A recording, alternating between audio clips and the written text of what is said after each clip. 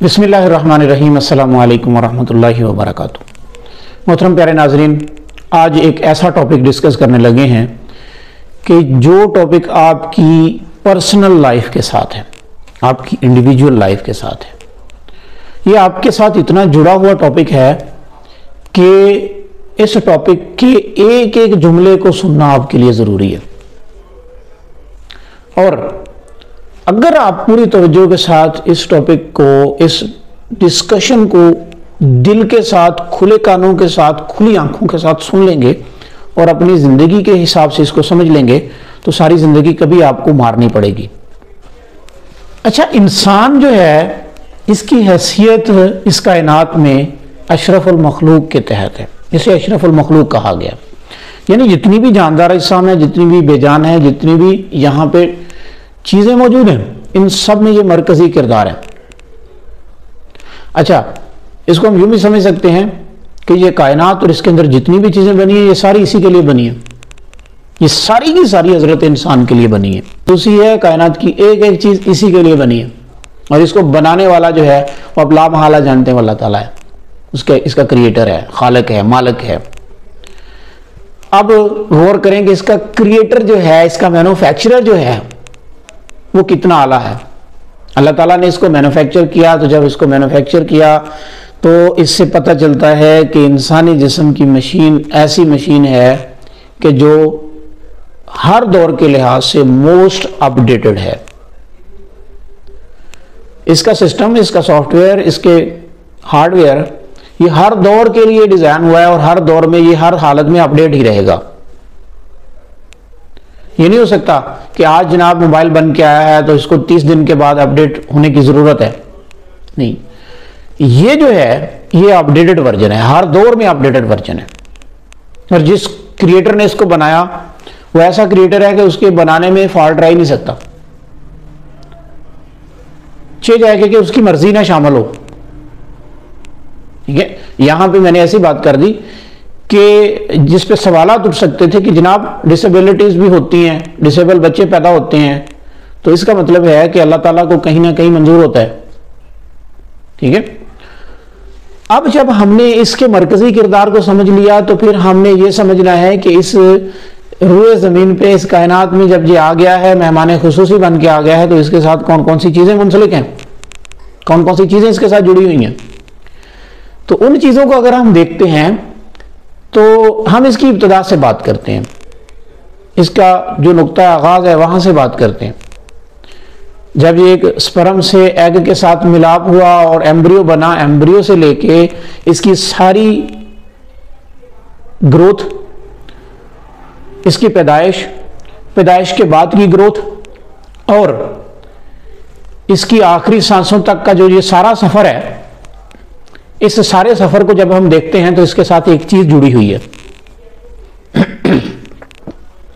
इसके साथ एक ऐसी स्पेशल चीज जुड़ी हुई है जो सारी जिंदगी इसके साथ रहती है, और वो है इसकी ग़िज़ा।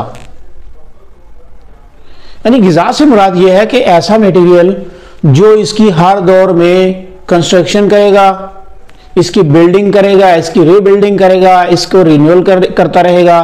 सारी चीजें जो है ना इसके साथ जुड़ी हुई हैं और उसको हम ग़िज़ा कहते हैं। यानी ग़िज़ा जो है, ग़िज़ा का तल्लुक़ इसके नुक्ता आगाज़ से शुरू हो जाता है। जब ये एम्ब्रियो था वहां पे इसकी ग्रोथ जो हो रही है वो अगरचे उसकी मां के खून से हो रही है, लेकिन वो खून भी ग़िज़ा से बना है। उसके बाद ये सारा बच्चा बनता है, इसकी पैदाइश होती है। उसके बाद ये दूध पीना शुरू करता है। दूध किससे बना है? उस ग़िज़ा से बना है जो इसकी मां खाती है। उसके बाद ये और चीजें खाना शुरू कर देता है। करते करते करते करते ये ग्रो करता जाता है, ग़िज़ा खाता जाता है, इसका जिस्म बनता जाता है और यहां तक कि ये एथलीट, कमांडो, पहलवान बन जाता है। अपनी जिंदगी के जोबन पे आ जाता है। किस चीज के जरिए? ग़िज़ा के जरिए। पता चला ग़िज़ा के अंदर अल्लाह ताला ने इतनी कुव्वत रखी है कि ये इसको एक नुक्ते से पूरा कड़ियल जवान बना देती है। अब ये ग़िज़ा जो है ये हर सूरत में इसके साथ रहती है, चाहे ये तंदुरुस्त है, चाहे ये बीमार है। तो इसका मतलब है कि एक चीज हमें पता चली वो ये है कि इंसान की मरकजियत के साथ जो सबसे बुनियादी और क्लोज चीज जो जुड़ी हुई है वो इसकी ग़िज़ा है, वो इसकी डाइट है, वो इसकी फूड है, इसकी न्यूट्रिशन है। اس کے بعد دوسری بڑی چیز کیا ہے؟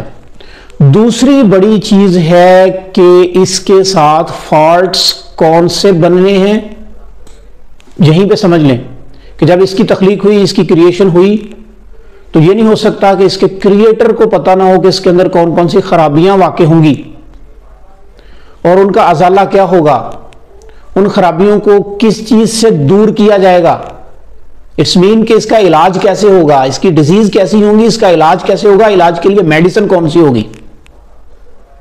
جب اس کی تخلیق ہوئی، اب غور کر لیں کہ کسی بھی فرم کی کوئی مینوفیکچرنگ ہوتی ہے تو اس پروڈکٹ کے ساتھ اس کی یوزر گائیڈ ہوتی ہے، اس کی مینول گائیڈ ہوتی ہے، جس میں یہ سارا کچھ لکھا ہوتا ہے کہ اس کے اندر خرابیاں اس طرح کی پیدا ہوں گی، اس کو استعمال اس طرح کرنا ہے، اس کے لیے احتیاطیں یہ ہیں، اس کی حفاظت ایسے ہوگی وغیرہ وغیرہ، سارا کچھ لکھا ہوتا ہے۔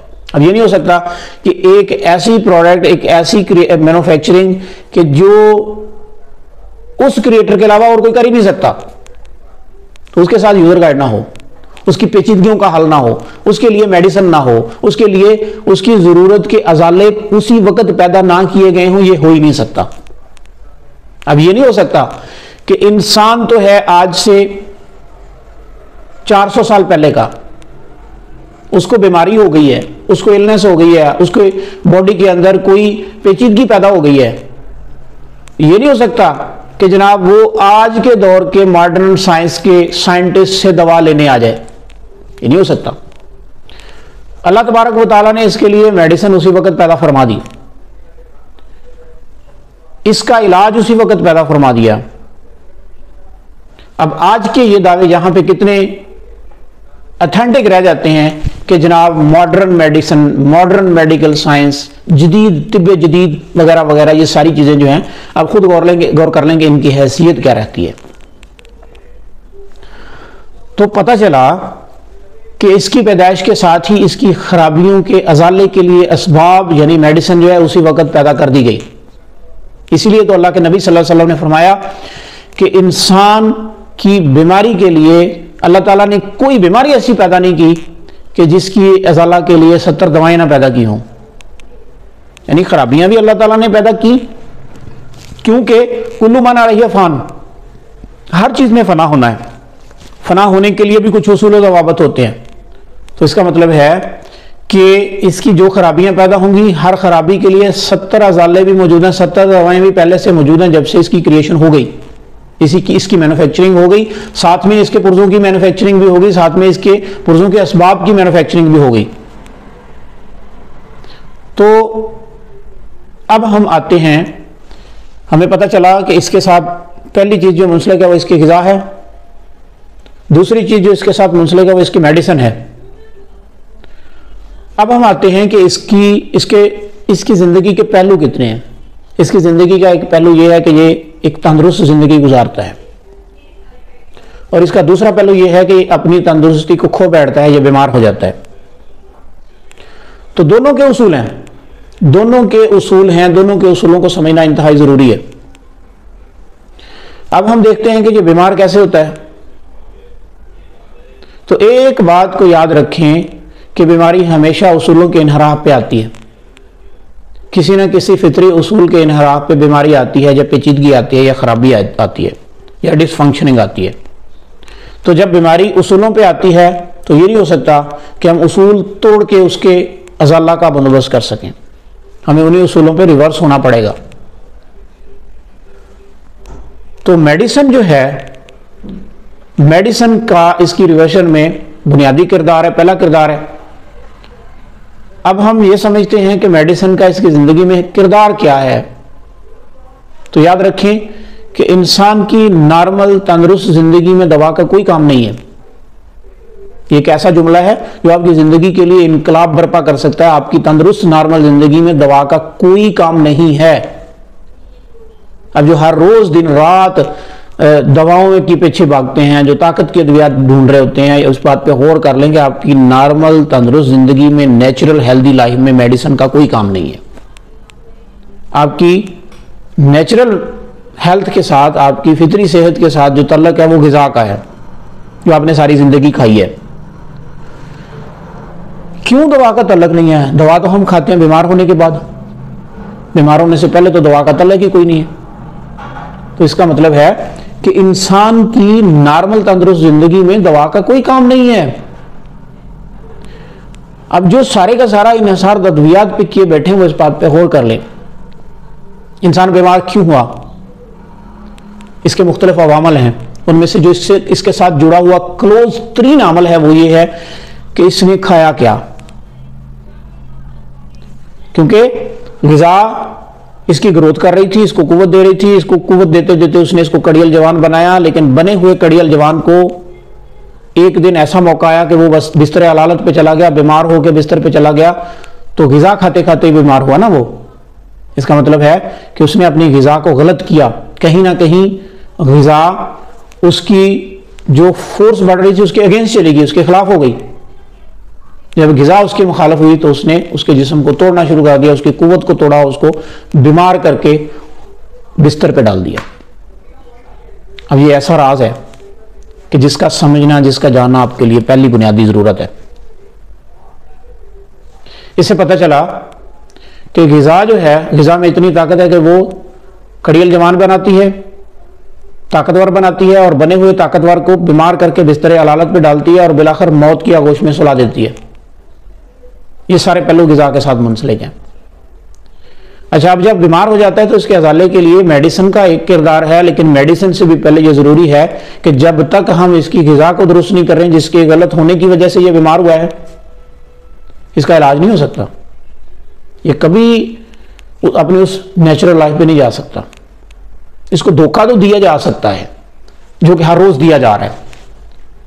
اس کو دھوکہ دیا جا سکتا ہے جو کہ ہر روز دیا جا رہا ہے، لیکن اس کا علاج نہیں ہو سکتا تب تک جب تک اس کی آپ اس غذا کو بحال نہیں کرتے جس نے اس کی پہلے گروتھ کی تھی، جس نے اس کو پہلے ایکٹیو کیا تھا، جس نے اس کو پہلے طاقتور کیا تھا.